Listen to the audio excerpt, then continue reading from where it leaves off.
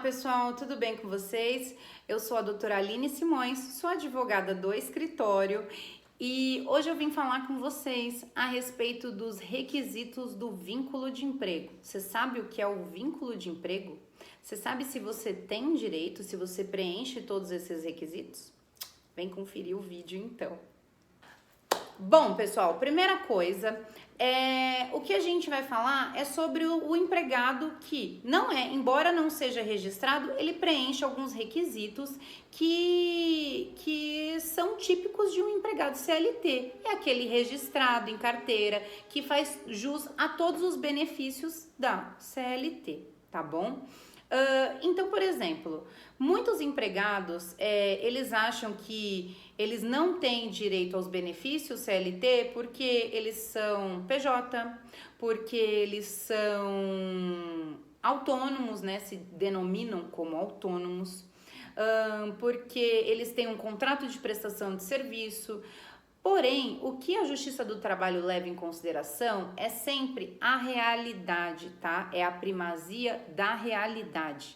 Então, o que está escrito não necessariamente é o que é praticado. E o que se leva em consideração é sempre o que é praticado, de fato, tá bom? Para você ser registrado, para você ter direito ao seu registro, você tem que preencher requisitos bem rígidos da CLT. Tá bom? Que muitas vezes eles são sim preenchidos por empregados que muitas vezes não têm o registro em carteira.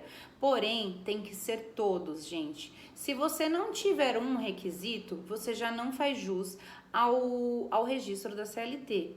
Então aqui hoje a gente vai falar objetivamente sobre os requisitos. Vou dar alguns exemplos só para vocês entenderem, tá bom? O empregado CLT, ele está denominado no artigo 3º da CLT, lá que vai falar quais são os requisitos para você ser de fato um empregado. Lá fala em pessoa física. Uma empresa, ela pode ser empregada da outra? Não, né? Uma empresa, se ela trabalhar para outra, é por intermédio de um contrato de prestação de serviço. Então, a gente nunca vai falar que um contrato de prestação de serviço é tem uma relação de emprego, é uma relação empresarial, civil. Como que eu vou saber isso? Muitos funcionários, eles são obrigados a abrir uma ME, hoje em dia está bem comum isso, ou até mesmo uma PJ, para emitir nota para o seu empregador, mas trabalhar como pessoa física. Eu emito nota como uma empresa e eu trabalho como pessoa física. Obviamente, gente, uma empresa sempre vai trabalhar por intermédio de uma pessoa física. Daí é que vem os outros requisitos, tá? E aí é por isso que um se coaduna com o outro, se junta com o outro, faz ligação com o outro, tá?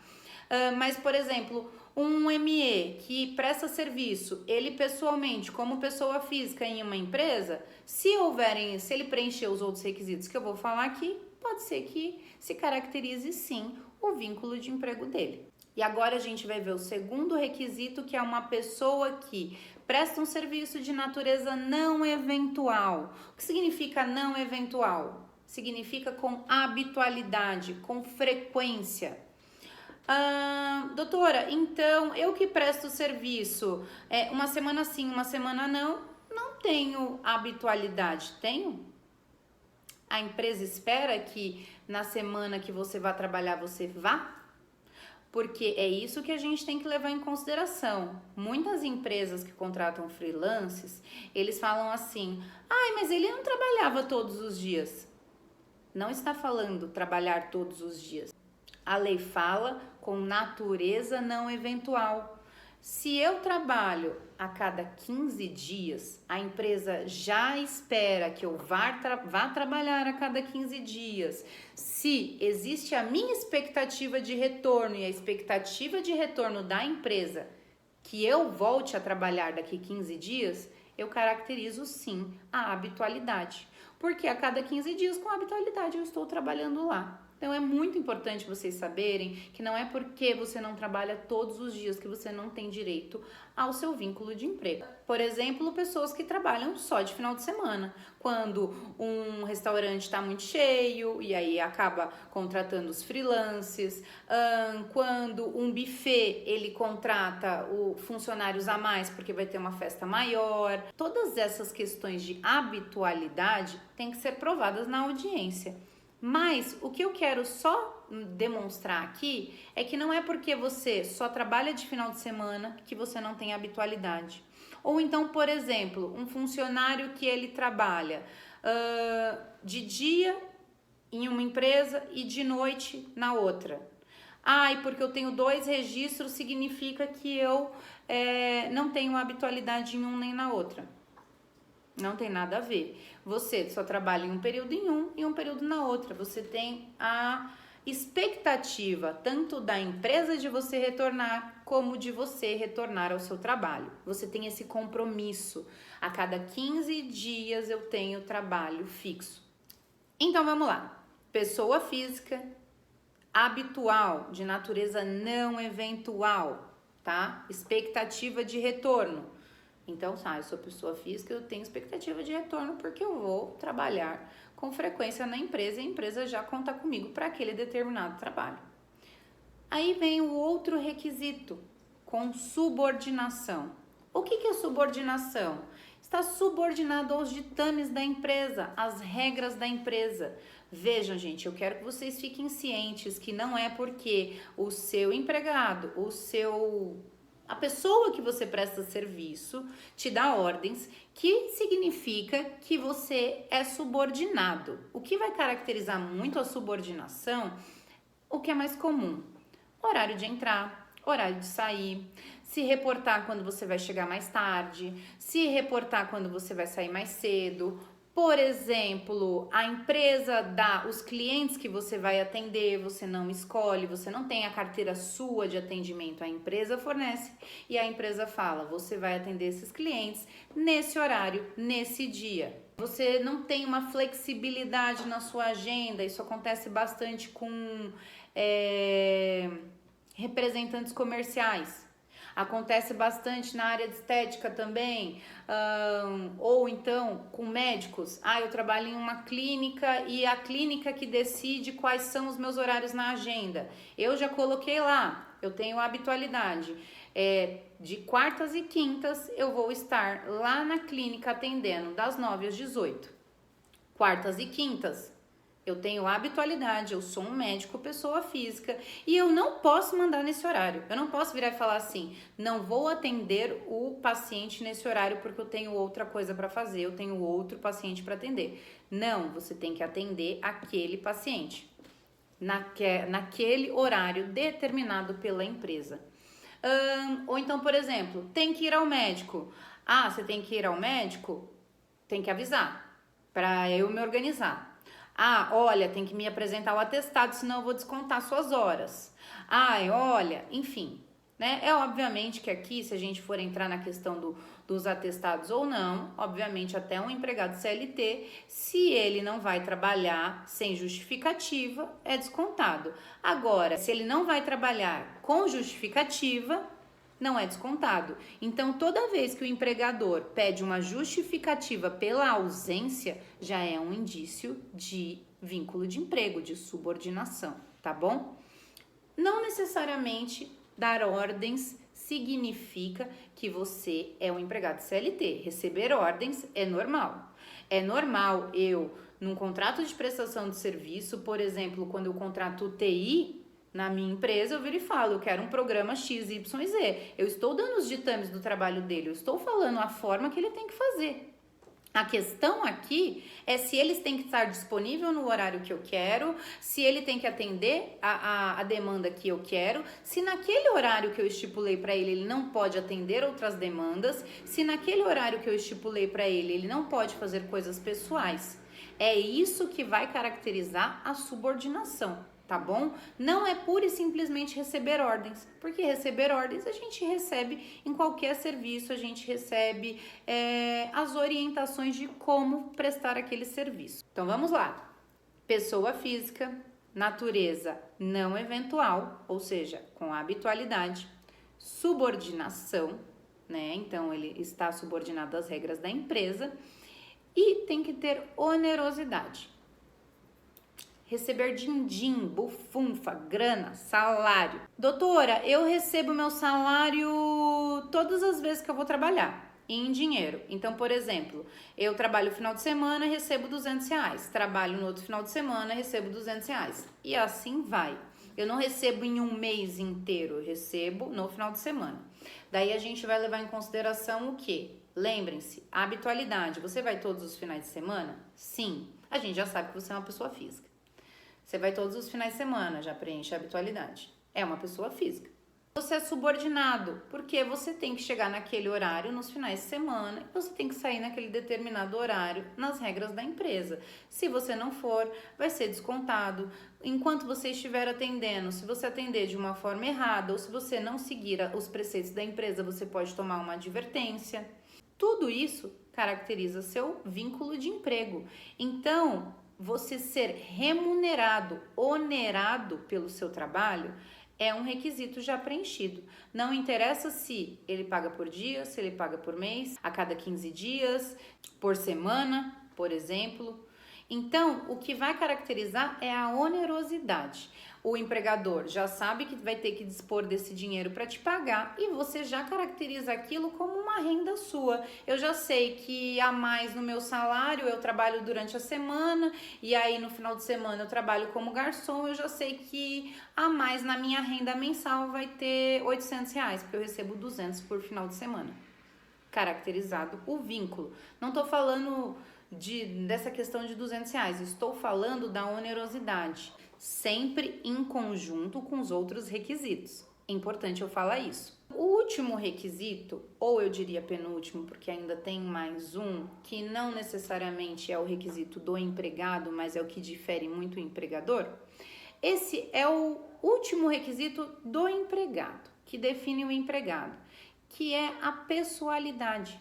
Significa o quê? Que tem que ser você a fazer aquele trabalho. Eu quero você, João, para fazer esse trabalho. Eu quero você, Maria, para fazer esse trabalho. Eu não quero que você mande uma pessoa no seu lugar. Eu não quero que você me indique alguém. Isso acontece muito. Posso mandar uma pessoa no meu lugar? Isso eu pergunto, às vezes eu pergunto para clientes. Ele, por exemplo, ele é uma pessoa física. Ele trabalha todo final de semana. Né? Existe a expectativa com a habitualidade, ele recebe para aquilo e ele é subordinado, tendo que cumprir o horário. Aí eu viro e falo assim, mas deixa eu te perguntar uma coisa, você podia mandar alguém no seu lugar? Ah, não, eu podia, ele não ligava. Não tem a pessoalidade, não caracteriza o vínculo. Pessoalidade é jamais, eu não podia mandar alguém no meu lugar, tinha que ser eu. Eu que tinha que ser recepcionista daquele lugar, daquela clínica, naquele final de semana, porque não tinha ninguém. E ele não mandava, se não fosse eu, tinha que ser outra pessoa. Por exemplo, porque aí interfere também na questão de negar serviço. Quando eu viro e falo assim, e isso entra na subordinação também. Quando eu viro e falo assim, eu não vou trabalhar, mas eu vou mandar uma pessoa no meu lugar. Não vou trabalhar, já afasta a sua subordinação, porque um empregado tem que ir trabalhar. Se ele não for trabalhar, ele tem que dar uma justificativa. Então, afastou já por si só a sua subordinação. Mas a pessoalidade se afasta também. Por quê? Não necessariamente tem que ser você para fazer aquele serviço. Eu posso mandar outra pessoa. Eu posso mandar outro motoboy no meu lugar. Hoje eu tenho uma festa de família, eu não vou poder trabalhar no final de semana. Quiser, eu mando uma pessoa no meu lugar. Senão, não tem problema. Significa o quê? Que o empregador já nem espera que você vá. Ele vira e fala assim, não, tá bom, pode ser outra pessoa, não tem problema. Não tem a expectativa do seu retorno, tem a expectativa do trabalho, que pode ser feito por outra pessoa. Tem que ser você, não pode haver a negativa de prestação do serviço ou você indicar uma outra pessoa para fazer seu trabalho. Como, por exemplo, eu vou entrar de férias e vou botar a minha prima para fazer o meu trabalho. Em empresas pequenas ou em faxina. Gente, uma coisa importante, olha só que interessante. A doméstica, ela tá na lei que tem que trabalhar 3 vezes por semana para se caracterizar o vínculo de emprego de uma empregada doméstica. O que vai caracterizar se ela é empregada doméstica ou faxineira? Porque, por exemplo, uma faxineira que presta serviço a cada 15 dias em uma empresa, ela só de final de semana, 2 vezes na semana, ela é empregada doméstica? Aí eu já dei a resposta, né, gente? Falei faxineira. Mas uma pessoa, um funcionário que faz serviços de limpeza em uma empresa a cada 15 dias, no sábado e no domingo, com habitualidade, sendo 2 dias por semana, ela caracteriza o vínculo? Sim, porque ela está caracterizada como faxineira. A função dela é de faxineira. Empregada doméstica é só os que trabalham no lar. E lembrando que empregado doméstico, saindo totalmente do que a gente está falando aqui, mas é uma curiosidade, empregado doméstico é aquele que presta serviço para o lar, sem fins lucrativos. Não necessariamente é só a sua empregada. Pode ser uma babá, aquela mulher que passa sua roupa, aquela mulher que faz sua comida. Cada um, por exemplo, eu contrato uma cozinheira para ela trabalhar para mim. Aí, essa cozinheira, ela vem 3 vezes na semana para fazer a comida para mim. Aí ela deixa minhas marmitas prontas. Ai, mas ela não é empregada doméstica, ela não faz faxina, não tem nada a ver, tá bom? Isso daí pode se enquadrar sim como uma cozinheira, ok? É serviço doméstico, que não tem fins lucrativos, tá bom? E aí precisa caracterizar o vínculo 3 vezes na semana, tá? Então, essa habitualidade tem que ser mínima de 3 vezes na semana, porque é um requisito da lei. Não significa que com empresas com fins lucrativos seja dessa forma. Lembrando que com empresas com fins lucrativos, ele é de natureza não eventual, beleza? Então tá. Então vamos lá. Então, doutora, eu sou uma pessoa física, eu presto serviço para uma empresa todos os dias, tá? Eu presto serviço para uma empresa, eu trabalho lá de segunda a sexta, no horário comercial. Tenho um chefe, tenho meu horário para trabalhar, tenho que me reportar para as pessoas. Se eu não for, eu tenho que avisar. Não posso mandar outra pessoa no meu lugar, imagina, a empresa não aceita. E eu recebo um salário para isso. Porém, eu assinei um contrato de PJ. Caracteriza o vínculo? Porque assim, eu assinei de livre, espontânea vontade um contrato de PJ. E só que o meu contrato de prestação de serviço é de uma empresa para outra. O seu contrato de prestação de serviço, dá uma olhadinha lá. Vê se ele tem o seu horário de entrada e saída. Vê se ele tem, se você faltar, se você não trabalhar, você vai ser advertido. Vê lá no seu contrato de prestação de serviço se está escrito que se você se negar a fazer um trabalho, você pode ser rescindido. Quer dizer, rescindido o contrato até pode ser, tá? Mas o que eu estou falando aqui é que caracteriza pela realidade, pelo que se pratica na realidade, fora daquele contrato, tá? É um princípio que a gente usa na Justiça do Trabalho, que é de primazia da realidade. Então, se você trabalha com subordinação, representa aquela empresa, sou o empregado desta empresa, sou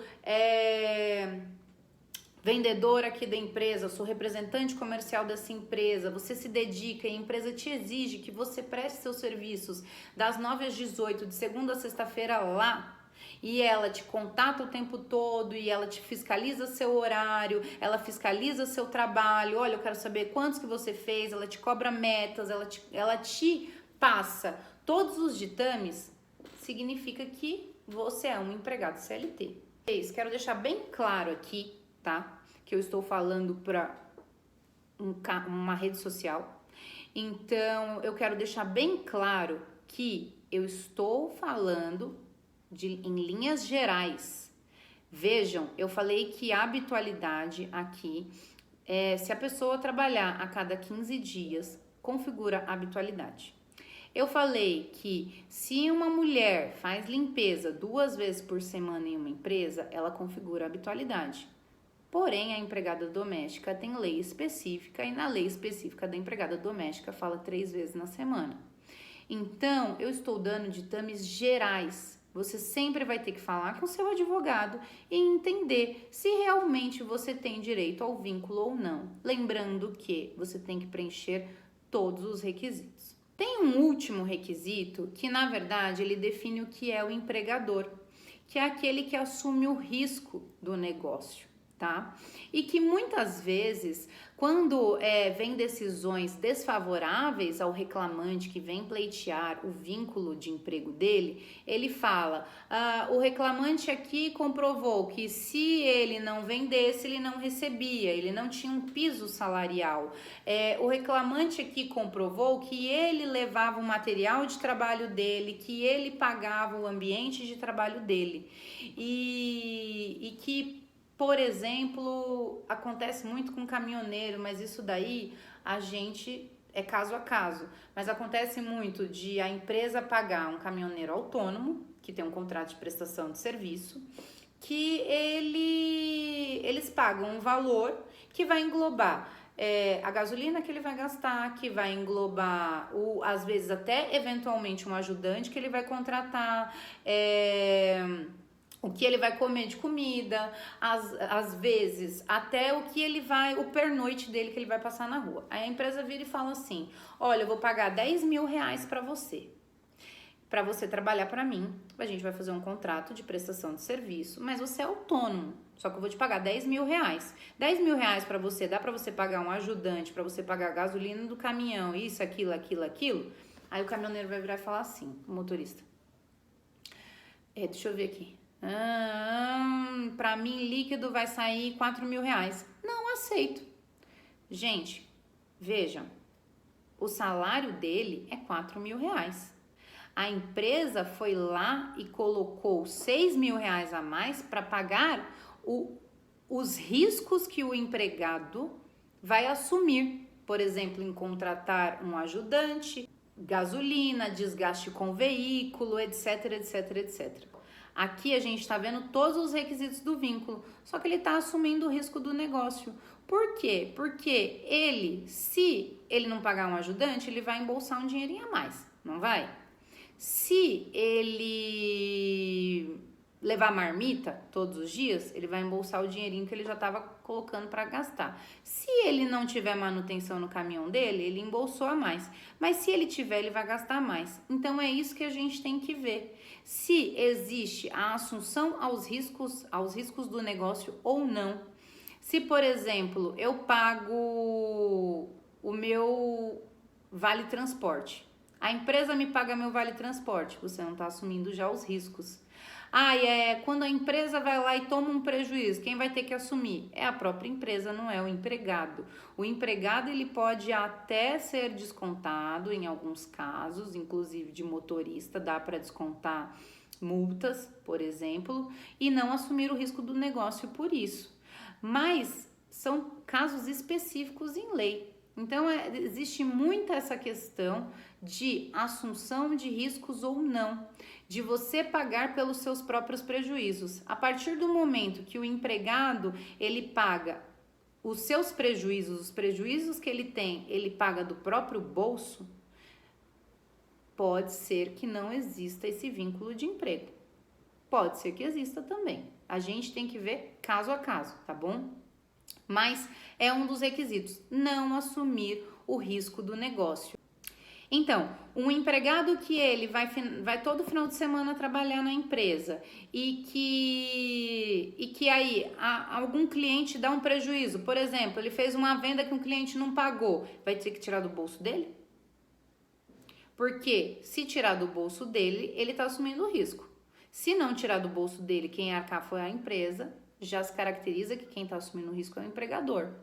Então é toda essa questão que a gente tem que avaliar. Só para a gente fazer um resuminho. Empregado da CLT está no artigo 3º, registrado. Não necessariamente para você ter todos os requisitos do vínculo de emprego, você vai estar registrado. Mas se você preencher todos esses requisitos, significa que você tem direito ao registro. Quais são os seus requisitos? Pessoa física, tem que ser uma pessoa física, ainda que por intermédio de uma empresa. Eu tive que abrir uma empresa para prestar meu serviço, mas quem vai prestar serviço sou eu, pessoa física. Com habitualidade, de natureza não eventual, eu tenho a expectativa de voltar para a empresa e a empresa tem a expectativa do meu retorno. Eu tenho que trabalhar naquele dia, naquele horário, eu já sei que eu tenho aquele compromisso. Subordinação, não posso negar trabalho, tenho que me justificar, tenho que cumprir todos os ditames do meu empregador. Pessoalidade, não posso mandar um coleguinha fazer o meu trabalho porque a empresa quer que eu faça pessoalmente, eu tenho pessoalidade. E onerosidade, que é receber o salário, que a grande maioria preenche esses requisitos. E um último requisito que é muito utilizado para afastar, mas que não está no artigo 3º, é a assunção aos riscos. O empregado não assume o risco do negócio. Se você tem todos esses requisitos ou se você acha que você tem a maioria, vá falar com o seu advogado, entre em contato com o escritório e tire todas as suas dúvidas. Se ficar alguma dúvida, gente, é só comentar aqui embaixo, manda um direct pro Instagram ou manda um e-mail pra gente ou um WhatsApp com as suas dúvidas que a gente vai responder, tá bom? Por hoje é só, pessoal. Não esqueçam de dar um joinha aqui, de curtir o vídeo e se inscrever no canal do YouTube, hein? Pra gente vir com mais informações pra vocês. E me falem o que vocês querem que a gente fale, quais são suas dúvidas, e a gente vai tirando todas essas dúvidas pra vocês, tá bom?